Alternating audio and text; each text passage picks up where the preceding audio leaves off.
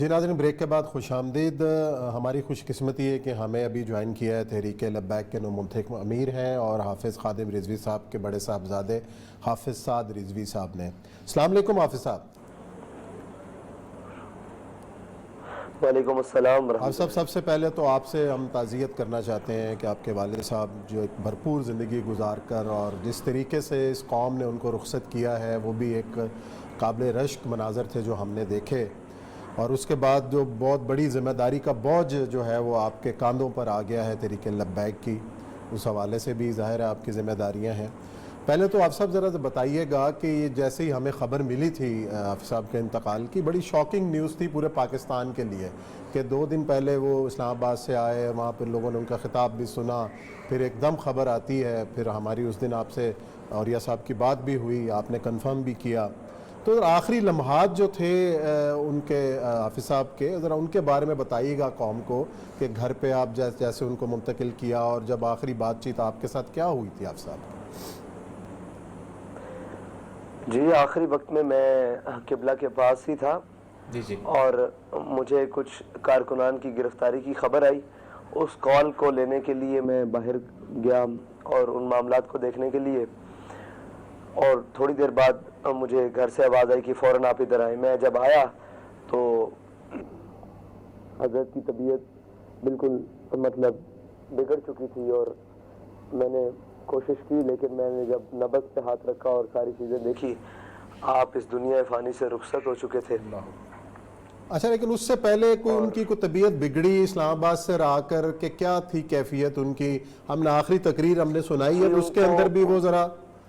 تھوڑے سے بیمار محسوس ہو رہے تھے ہمیں۔ بلکہ میری بات بھی ہوئی تھی، آپ نے کہا کہ پھر آپ نے ذمہ داری بھی لگائی تھی اپنے ان کی، کیونکہ ہم دھرنے کے بارے میں بات کرنا چاہ رہے تھے، تو میرے خیال ہے وہاں بخار کوئی آنسو گیس کی زیادہ شیلنگ ویلنگ کا کوئی اثر تو نہیں زیادہ ہوا تھا وہاں پر؟ نہیں جی، حضرت نا یہاں سے قبلہ ہمارے قائد محترم مرشد وہ جب یہاں سے فیض آباد کے لیے روانہ ہوئے تھے تو اس سے 2 دن پہلے آپ کو سخت بخار تھا، اور جب آپ پنڈی پہنچے تو آپ بخار کی حالت میں تھے، اور جب آپ وہاں آئے فیض آباد میں تو تب بھی آپ کو ٹیمپریچر تھا 102 3 4 کے درمیان، شدید ٹیمپریچر تھا۔ جب آپ واپس آئے تو یہی حالت رہی کہ نارمل ہو جاتا تھا، پھر دوبارہ ٹیمپریچر، اور یہی صورتحال جب آپ کو پہلے کبھی ٹیمپریچر ہوتا تھا تو اسی طرح حالات رہتے تھے۔ جی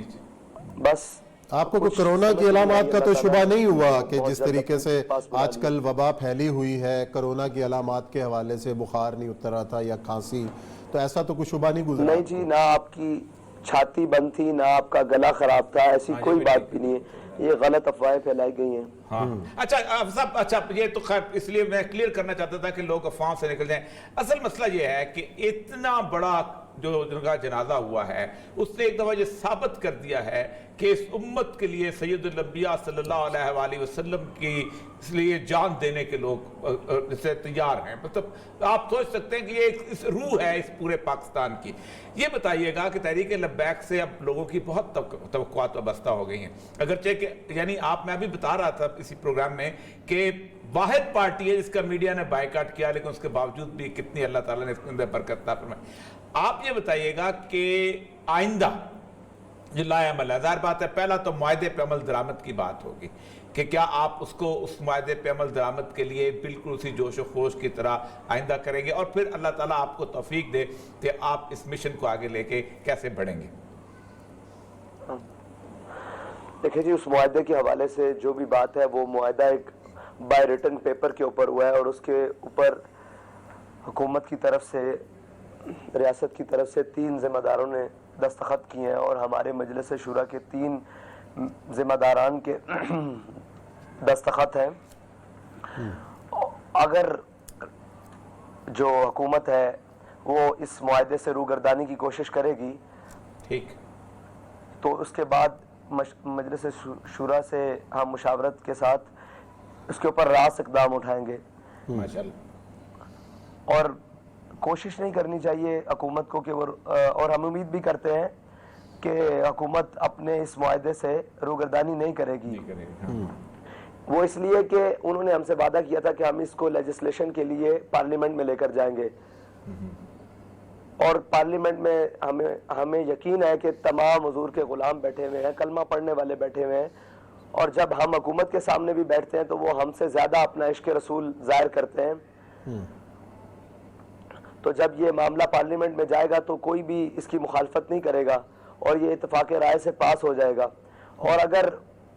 اس کے اوپر کوئی بات ہوگی تو ہم ان پارلیمنٹیرینز کے پاس خود جائیں گے اور ان کو بتائیں گے کہ آپ کو یہ MNA شپ مبارک، آپ کو یہ تمام سہولیات مبارک، لیکن حضور کی عزت اور ناموس کے لیے آپ امت کی آواز بنیں، اور یہ ذمہ داری ہم جہاں تک لے کر جا سکتے تھے وہاں تک تو پہنچا دی، اب یہ ذمہ داری آپ کے کندھوں پر ہے. تو انشاءاللہ ہم پوری امید کرتے ہیں، کیونکہ میرے آقا و مولا صلی اللہ علیہ وسلم نے فرمایا کہ مسلمان بزدل تو ہو سکتا ہے، جھوٹا نہیں ہو سکتا. صحیح بات. اچھا آپ صاحب یہ بتائیے گا کہ علامہ صاحب کی جو شخصیت ہے، جنہوں نے جس طرح انہوں نے ایک نئی روح پھونکی تھی، اور خاص طور پہ سیکولرزم اور لبرلزم کے خلاف جس طرح وہ بہت بڑی آواز تھے، آپ اندازہ کریں کہ جب بھی ان سے ملاقات ہوئی ہمیشہ وہ اس طرح کے ایسا لگتا تھا کہ پوری دنیا کا انٹرنیشنل پرسپیکٹو ان کے ساتھ. آپ کی یہ جد و جہد جو ہے سیکولرزم اور لبرلزم، آج جو کچھ ہمارے معاشرے کے اندر فحاشی اور عریانی کی صورتحال ہے، اس کو آپ کنٹینیو رکھیں گے آئندہ انشاءاللہ العزیز؟ انشاءاللہ، کیونکہ ہمارے قائد نے ہمیں ایک سلوگن دیا، وہ ہے کہ حضور کے دین کو تخت پر لانا ہے، اور یہ ملک حضور کے نام پر بنا ہے. اور اس ملک کو جب بنایا گیا تو ہر چھوٹے بڑے ہر مسلمان نے یہ نعرہ لگایا کہ پاکستان کا مطلب کیا، لا الہ الا اللہ، اور دستور ریاست کیا ہوگا، محمد رسول اللہ. انشاءاللہ حضور کے دین کو تخت پر لانے تک کے لیے ہم اپنی آخری سانس تک ہر طرح سے جدوجہد کریں گے. اچھا حافظ صاحب، ایک چیز ہمیں نظر آئی اس جنازے کے اندر کہ تمام مکاتب فکر کے جید علماء، سیاسی جماعتوں کے جو رہنما تھے وہ بھی شریک ہوئے. اور ظاہر ہے جب آپ اس پولیٹیکل ایجنڈے کی بات کرتے ہیں، دین کو نافذ کرنے کی بات کرتے ہیں، ظاہر ہے ایک سیاسی جماعت کے باقی جماعتوں سے بھی رابطے ہوتے ہیں، ایک مشترکات کے اوپر اتفاق کی بات ہوتی ہے. تو اتنی دینی جماعتیں ہیں تو تحریک لبیک کی کیا پرائرٹی ہوگی کہ باقی دینی جماعتوں کے ساتھ مل کر ان کو بھی اس جد و جہد کے اندر شامل کیا جائے گا، یا آپ سولو فلائٹ کے حامی؟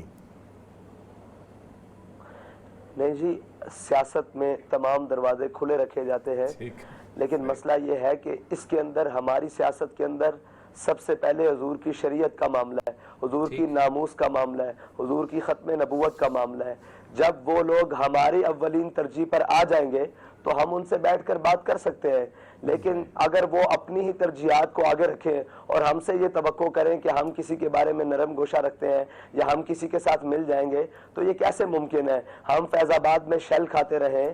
فیض آباد میں لاشیں اٹھاتے رہیں، ختم نبوت کے لیے سارے معاملات کرتے رہیں، اور کسی کے لبوں کو جنبش تک نہ آئے، تو ہم کسی کی سیاسی ترجیحات یا کسی کے رنگین نعرے یا کسی کی ذاتی مفادات کے اوپر کیسے جا سکتے ہیں چل کے؟ پہلے تو وہ ہمارے ساتھ اس معاملے پر آئیں جو معاملہ ہمارے ایمان کی اساس کا ہے، پھر ان سے دوسرے معاملات پر بیٹھ کے بات کی جا سکتی ہے. اچھا یہ بہت امپورٹنٹ اہم ترین چیز ہے کہ خود بھی آیا دین آیا. مجھے اطلاع یاد ہے کہ ایسا وہ نعرہ لگایا کرتے تھے کہ کیفیت طاری ہو جاتی تھی. اصل میں دین کے نفاذ کے لیے آپ نے کتنی خوبصورت بات کی، ترجیح اول آپ کی جو ہے اس کے اوپر طے کر دیا جائے. تو ترجیح اول کے حساب سے مجھے لگتا یہ ہے کہ آپ کو تو باقی کتنی بڑی تمام سیاسی پارٹیوں کے مقابلے میں کھڑا ہونا پڑے گا. تو یہ مجھے بتائیے گا کہ آپ کی آئندہ جو ہے اس اتنے بڑے کراؤڈ کی تنظیم سازی جو ہے اور اس کو ایک لڑی میں پرونا، اور اس کے ساتھ ساتھ آئندہ کی صورتحال کہ آپ کیسے اس کے لیے تیاری کرنا، اس کے لیے آپ کا کیا لائے عمل ہے؟ دیکھیں، ہمارے قائد ایک تمام جماعت کے روح رواں ہر چیز انہوں نے بنائی، لیکن ایک ان کی خصوصیت تھی اس جماعت کے مستقبل کے لیے، اور مستقبل کے لیے بھی، اور ان کی حقیقی دلی آواز بھی تھی کہ انہوں نے پوری جماعت میں کسی کا ذاتی نعرہ نہیں لگنے دیا، بلکہ اپنا بھی ذاتی نعرہ نہیں لگنے دیا. اور جب بھی مجھے امید ہے اس امت مسلمہ کے، ان مسلمانوں کے بیٹوں سے، ان پاکستانی باسیوں سے امید ہے کہ جب بھی میدان میں یا کسی بھی گراؤنڈ میں، کسی گلی کوچے نگر میں لبیک یا رسول اللہ کا نعرہ لگے گا تو یہ قوم اسی طرح جمع ہو جائے گی حضور کی غلامی میں اپنا اظہار وفا کرنے کے لیے. جی بہت اچھی ہے، یہ بہت بڑی بات ہے، یہ باقی صحیح بات ہے. انہوں نے کسی پیر کا نعرہ لگنے دیا نہ اپنا نعرہ لگنے دیا. تو ابھی بریک پہ رہیے گا. چلیں جی ہم یہاں پہ رہتے ہیں، آپ سب بریک لے رہے ہیں، بریک کے بعد آئیں گے اور آپ کی جو ترجیحات ہیں اور کس طریقے سے لے کر اور جو چیلنجز کو لے کر آپ آگے بڑھیں گے اس پر کریں گے گفتگو.